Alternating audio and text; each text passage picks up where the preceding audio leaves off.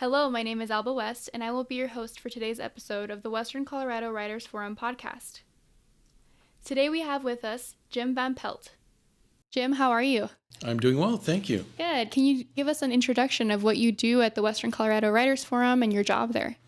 I am right now the managing editor of the Western Colorado Voices Anthology. I'm also a board member for the Western Colorado Writers Forum. Right now, we have an anthology project going, which is asking for writers who are poets or fiction writers or memoirists or historians to send their pieces to us for our first anthology. It'll be a mixed genre effort, and hopefully we'll get to see a wide variety of work from all over the Western Slope, anybody who lives west of the Continental Divide. Awesome. So let's say somebody submits their poem to you. What's that next step look like?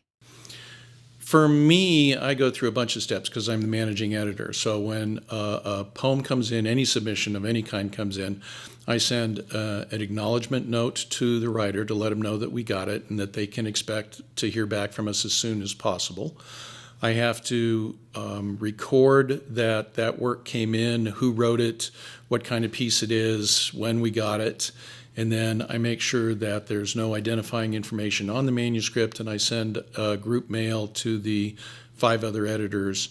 And then we use a Discord discussion board to discuss the piece, what we think are its strengths or weaknesses. Do we think that it needs to be sent back to the author as not being quite right for what we're looking for? Or do we want to discuss it more, because sometimes it takes a while for a piece to grow on us? Do we want to suggest a rewrite on a work that in its current form we don't think that it will work, but we see with some tinkering, if the writer is willing to take a look at our suggestions and tinker with it, that they could resubmit the revised version of it and then resubmit that, and then we would go through that same process of deciding whether it's a fit for the anthology or not. I also have a lot of other recording duties to do, making sure that all the editors have weighed in on every piece, keeping track of whether they said yes or no or hold or revise, just kind of watching the discussion. They're all very good at what they're doing. They're kind of learning on the job in various ways, just like I am. We don't do this all the time. And part of the reason that the anthology came together was to give writers an opportunity to read manuscripts like this, because that's a quick way to learn how to write better yourself. Can you explain what an anthology is? An anthology is a collection of work by a bunch of different authors. So a collection is a lot of things by one author, like a poetry collection or a short story collection, but an anthology is, as the title of the book implies, a collection of different voices. And we hope we get a wide variety of people in it from different points of view and different styles of writing and all kinds of demographics. We're really not paying much attention to demographics. It's all the works first, but hopefully we end up with a wide spread of people represented in the book. There's no theme as of yet or at all. There's no theme. No, it's called Western Colorado Voices because of where the people who wrote the work live, not because it's about Western Colorado. So, as I said, it's multi-genre.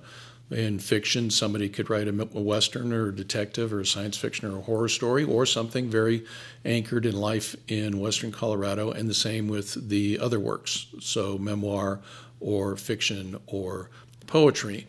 The 2 other nonfiction categories, memoir and the essay, are both what we would call creative nonfiction. That is, their main, or one of their main components is style and language and artfulness in its presentation, rather than somebody writing an encyclopedia-like entry and then submitting that. That probably wouldn't work for us, but somebody who knows a lot about the history of any place, but history of Western Colorado would be fine, and can talk about it in a really engaging, entertaining, interesting way, that would be of interest of us. Okay. So people on the editing team, what do they get out of this? They get practice and become better writers? What is the reasoning for people basically doing this for free? I think some of it is a labor of love. Everybody on the editorial board, they are all writers themselves. And of course, one of the primary reasons for being on the board is they get a chance to look at a lot of other pieces that are being submitted, just like they're writing things to be submitted someplace. But they get to be on the receiving end now and see dozens of works and what are the strengths in them and what are the weaknesses in them, which you start to notice when you read dozens of them. If you just read one, it's hard to say, is this really good or is this not, because you're not comparing it. When you read dozens, you get to do that. And they get to turn around and apply that to their own work. But I think above that, there's also a need to provide a market for writers to get their works out there, to be published. I hope that our anthology will have some people that this will be the very first publication that they were paid for. That's a powerful step. I sold my first short story in 1989, so 35 years ago, and I'm still a little jazzed about having sold a story.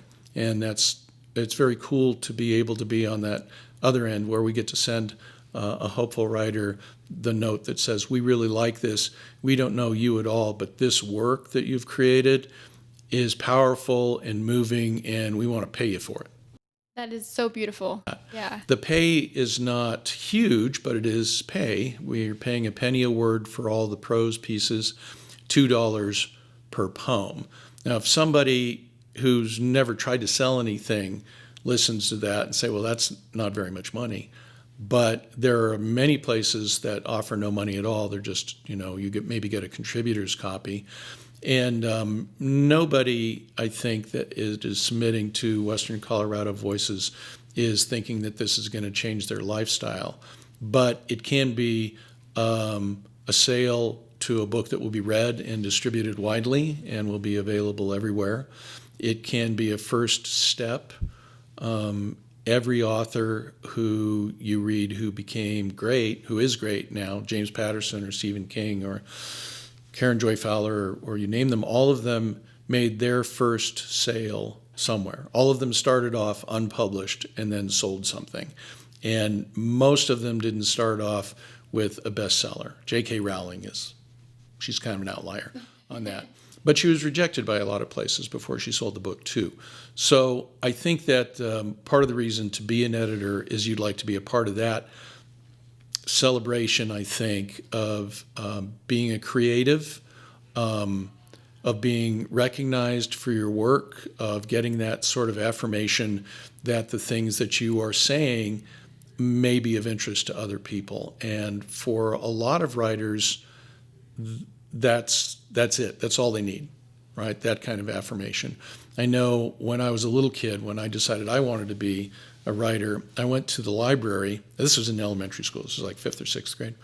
And I went through the science fiction section because that's what I wrote. The books were all stacked alphabetically, and I found the 2 authors that my work would be in between if and when I sold my book. There was just something about the desire to see my name on something. It was awesome. It was really powerful. It was A.E. Van Vogt and, I don't remember the other one. It was Van Vogt on one side, though. Jack Vance, I think, on the other. No, that's really cool. Be able to picture yourself in the future, where you want to be, what you want to be doing. Have you always wanted to be a writer? On some level or another. I started sending stuff for publication when I was in elementary school. Not a lot. Not a bunch. I sent a poem to Scientific America, and about 6 months later, somebody wrote back and said, we never publish poetry, but thanks for sending us something. I don't know what they thought of my 4th grade poem about a volcano. And then I wrote for the school literary magazine when I was in high school, and I started submitting stuff to the larger markets more and more until I reached the end of my 20s, where I really decided this was something that I was serious about, and started submitting very regularly. That's awesome. Do you still submit to this day? Yes, I do. I have, I think, 14 manuscripts out right now, all short stories, all to the science fiction and fantasy magazines. I write in different genres, and a lot of times I write how the mood strikes me. And I think that the best way to explain that is my relationship with horror stories. Horror stories all have a similar theme, and the theme is that something awful out there is going to get you. And that's why they end the way they do.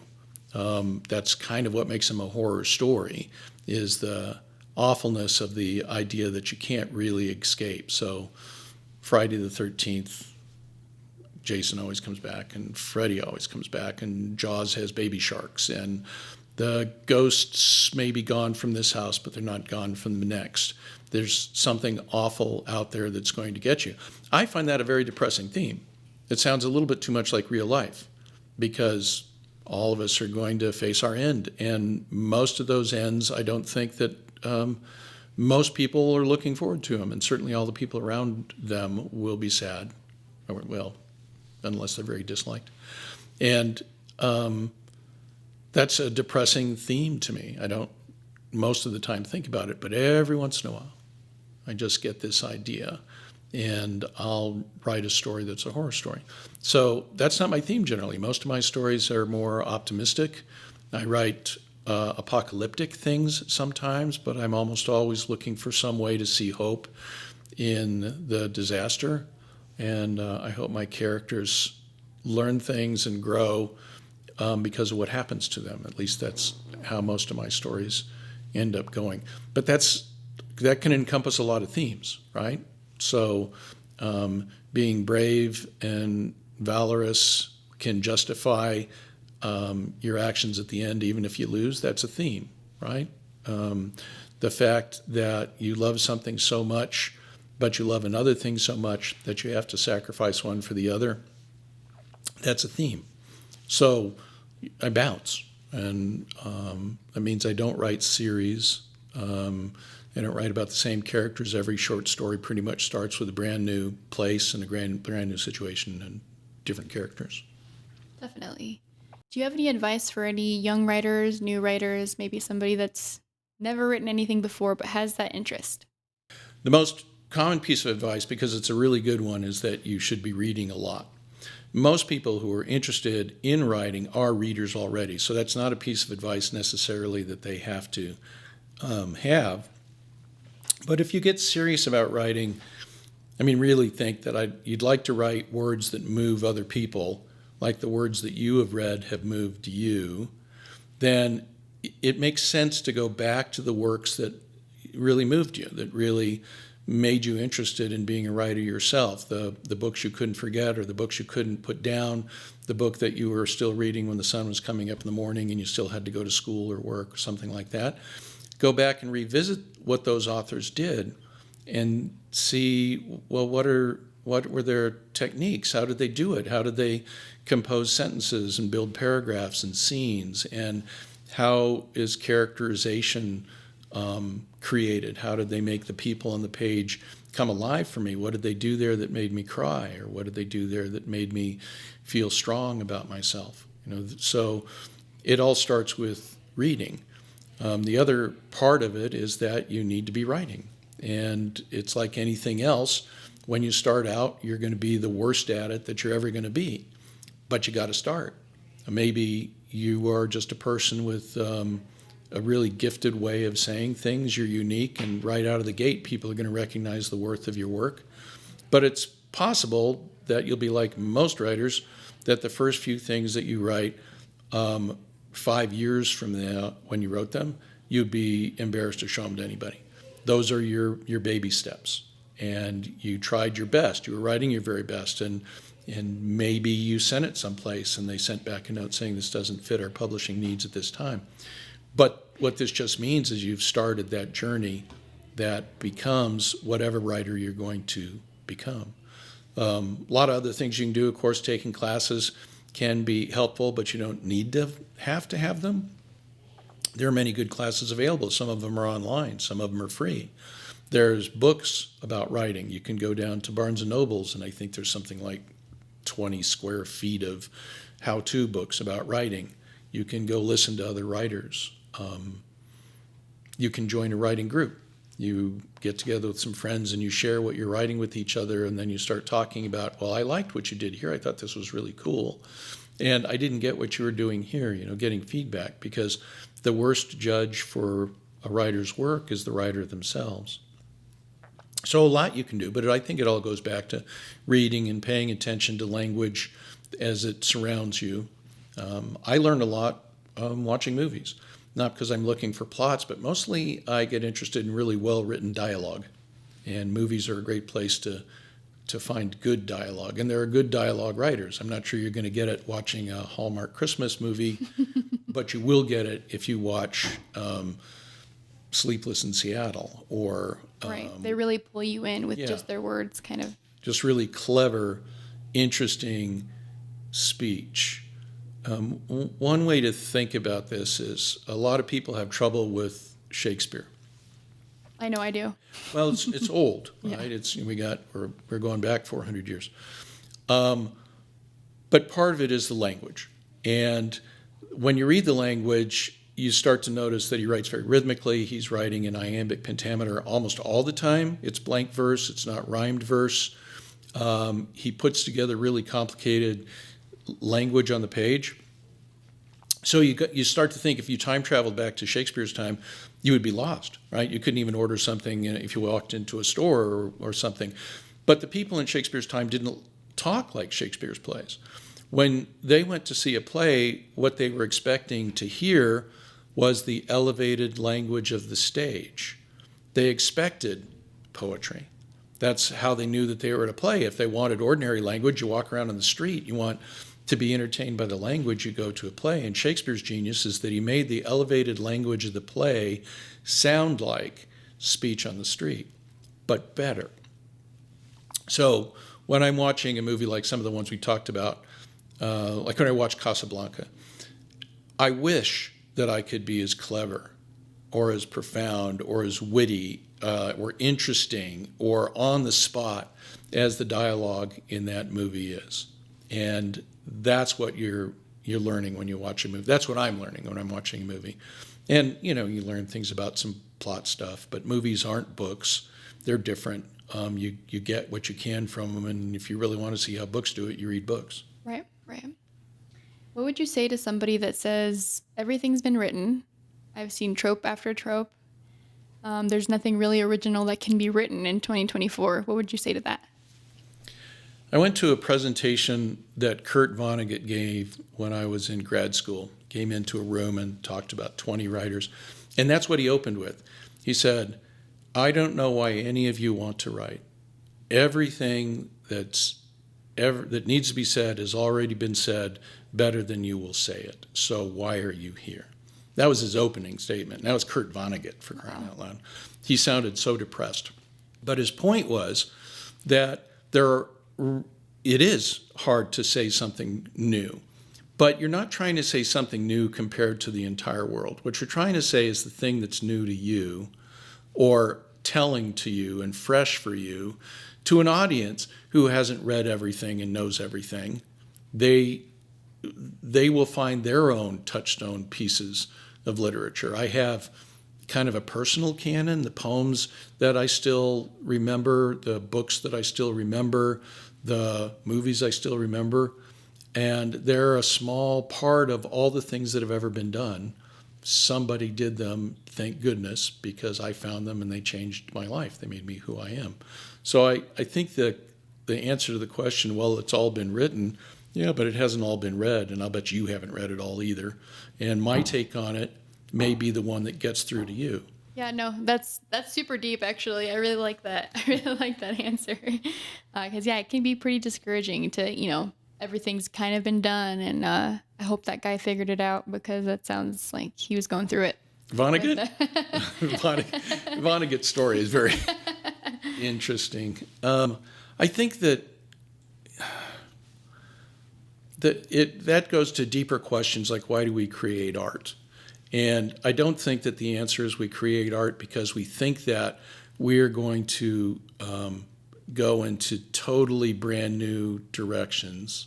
We create art because the act of creating art makes us experience the world in a more deep and interesting way, right? Because I'm a writer, I pay attention to the world in a different way than I think somebody that doesn't write. I pay attention to how people talk. I pay attention to how people look. And I think that means that I get to experience more. I feel sad for the folks that go through the whole day and they never really paid attention to anything, because it's kind of like they didn't really live that day. So I like writing. Yeah, it definitely helps if you like what you do, but definitely spoken like a true artist. Anything else that you'd like to say before we are done today? I feel like I've gotten a lot of good stuff in here, and I look forward to maybe interviewing you just in your personal writings and in your journey as a writer as well. I know it sounds like you've done a lot. You said you have 14 current 14 in the mail right now. in the mailer right now. Okay. I am on a weird precipice as a writer at this very second. Okay. I sold my first story in 1989. Yeah. I was, let me see, 89, that would have made me 35.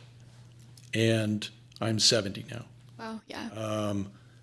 That first story sale, I had worked a long time before I sold it. But right now, I just sold my 199th short story. Oh my goodness. I'm going to hit 200. It could be on my phone right now. Wow. I don't know. You're trying not to check your phone while you're talking about it. That means I average, let me see, I'd have to do the math on that, 5 or 6 story sales a year. During that time, I had some years where I sold more than that. I had some years that were drier than that. And it doesn't mean anything to anybody except me, but I thought the idea that I'd ever sell a story was maybe impossible. The chasm between what I read and loved and what I was writing seemed so injumpable. How could you do it? And then I wrote something that a guy called me up, didn't introduce himself, talked for about a minute about a story I'd written. I thought he was another student at grad school. And then I finally figured out, oh no, this is a story that I sent. This is an editor. And the reason he called me is he liked the story, but the magazine was called After Hours. And it had a requirement that one part of the story has to take place at night. I know it's an odd requirement, but that was the requirement. And no part of my story took place at night. So he said, could you fix that? So I changed one sentence and he bought it. Wow. That was my first sale. That's awesome. That's really cool. So after somebody sells their writings, I'm not super familiar with the whole process. I've never written anything to sell it, to try to publish it anywhere. Do they have that right to sell it however they want? How does that process work? Every place you sell will have their own contract for what rights they're buying. Okay. We are buying first North American print rights, and that's all we're buying. So we're just saying we get the chance to publish this first. There will be some time limit on it, like 6 months. Like we get exclusive from the time we print. For 6 months after that, you shouldn't print it anywhere else. That's what you're signing away. But after that, the story belongs to you. You can reprint it. You can put it on your webpage. You can put it in your own collection of short stories, anything else you want. So it's a pretty limited rights that we're looking for. And it's a very simple contract like that. And almost everything I ever sell in the short story world, that's exactly what I sell. Sometimes a magazine will also want the audio rights, or they might want the right to reprint it in their own anthologies of works from their magazine. And you just have to look at what rights you're willing to grant to the publisher. But if it's a long-time publisher, most of those contracts are kind of boilerplate, and they're fine, Yeah, that's great. It sounds like it's really pouring into the community. This editing for the anthology is really for the people, not looking to make a ton of money. It's a, like, as you said, a labor of love. Right. So. Yeah, if I took all the money I've made out of those 200 short story sales and got them in 199, short story sales, and got them all in one check, that would be a darn good check. Yeah. But it's been spread out over all of these years. Yeah. So most writers who are selling writers are not making a lot of money with it. The ones that are in the top 5%, right, 2%. But it's more than just a side gig. It's really passion that you have, so it really makes sense either way, right? A lot of the writers that, if you go down to Barnes & Noble, all right, look at just the novel section. A great number of those names that you read on the backs of those books, they are not making their living writing books, right? They get an advance, but maybe they only sell one book a year, and the publisher gives them, let's say, $20,000 advance for the book, and it doesn't make any more money. It doesn't earn out, is what they say. It's very hard to live on $20,000 in this country. Right. You've got to be doing something else. So share with me, we'll have this be the last question because I think we're running out of time here. They close at 6. Yeah, okay. What does a normal process to be published? Sorry. What is a normal can't talk. What is a normal process for somebody looking to get their works looked at and published? In the short story world, in the poetry world, it's a very straightforward and easy process. You find the market online, like the submission guidelines for Western Colorado Voices is at the Western Colorado Writers Forum website. And they will tell you this is the length of the work that you can submit. This is the format that we'd like it, which generally is a very readable font, and if it's fiction, double-spaced, and who you send it to. And then you do it, right? So if you had a piece of writing right now on your computer, I could help you submit it to Western Colorado Voices in about 3 minutes. Okay, I gotcha. So without the anthology, Right. this is what you do on the regular? Yeah. Okay. So there are websites which list science fiction and fantasy marketplaces. They will link to those magazines' web pages and their submission guidelines. I just read those, follow them, and send them. My motto, as far as submitting goes, is that the sun will set on no rejected manuscript in my house. So when I get a letter back from an editor and we say, this doesn't fit our publishing needs, I find another market and submit it that day. So it's out of the house immediately, in the house, out of the house. And that's how you can end up keeping 14 manuscripts circulating, because I don't have a story come back and think, well, that's it, nobody likes this one. I don't know that. I sold a story that to the 49th market to have seen it. It's been sending it out for 10 years. Following that, I got information that it was not working. I sent it out to somebody else 49 times. But it sold to a professional level market, got a pretty good paycheck for it, and it was mentioned on some awards lists. So who knows? Yeah, that's incredible. Well, thank you so much for sharing today. And again, I look forward to doing a deeper dive because it sounds like there's a lot that we need to get into. Okay, well, thank you for asking me. And thank you to all of our listeners. This has been the Western Colorado Writers Forum podcast. For more information, please go to westerncoloradowriters.org for submission deadlines and details.